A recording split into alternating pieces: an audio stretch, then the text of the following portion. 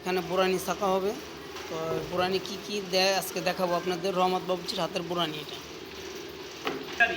তো এই যে এখন এখানে বুরানি ছাকা হচ্ছে। তো আপনারা বাসা বাড়িতে চলো বানাতে পারেন। তো টক দই কিনে এনে বাজার থেকে তো এইভাবে মার্টিন কাপড় সেকে নেবেন।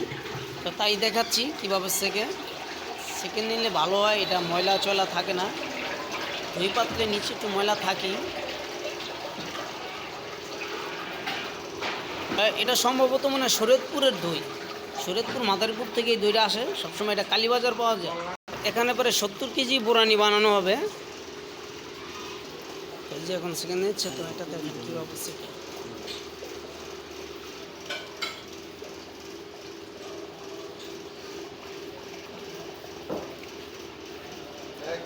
এখানে যে পুদিনা পাতা দেওয়া হচ্ছে। তো পুদিনা পাতা কীভাবে চিপটাচ্ছে এটা দেখেন।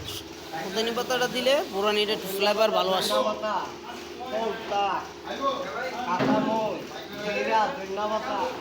সব দেওয়া হয়েছে না?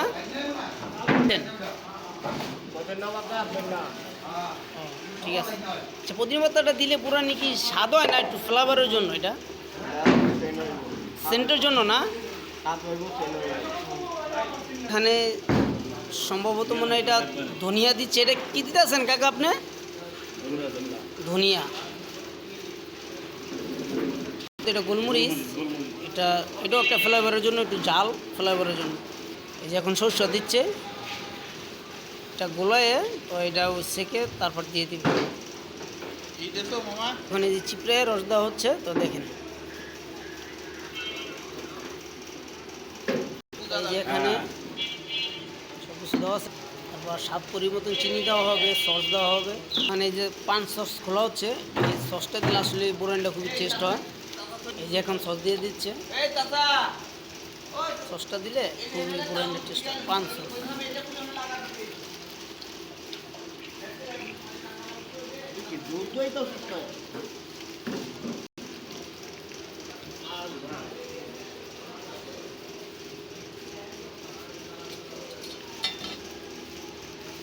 এই যে স্বাদ পরিবর্তন বিট লবণ দিয়ে দিচ্ছে। বিট লবণ দেওয়া হবে।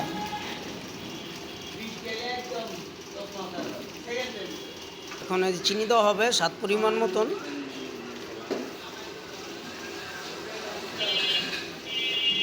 এই যে এখন চিনি দেওয়া হচ্ছে। চিনিটা হলে যে যেহেতু টক দই, এটা একটু টক থাকে। চিনিটা দিলে মিষ্টি হয়।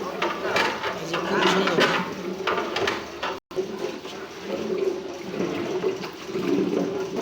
আসলে বুরানির কালারটা খুবই সুন্দর হচ্ছে। এই যে এখন বুরানি সম্ভবত বানানো হয়েছে। তো এখন দেখবে জাল লবণ মিষ্টি হয়েছে কিনা।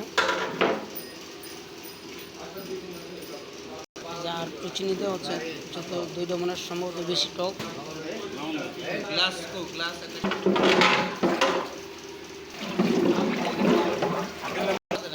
আবারও দেখছে হয়েছে। এখন মরিচ দেওয়া হচ্ছে। তো ঝাল হয় না, তো আর একটু ঝাল দেওয়ার জন্য মরিচ দেওয়া হচ্ছে।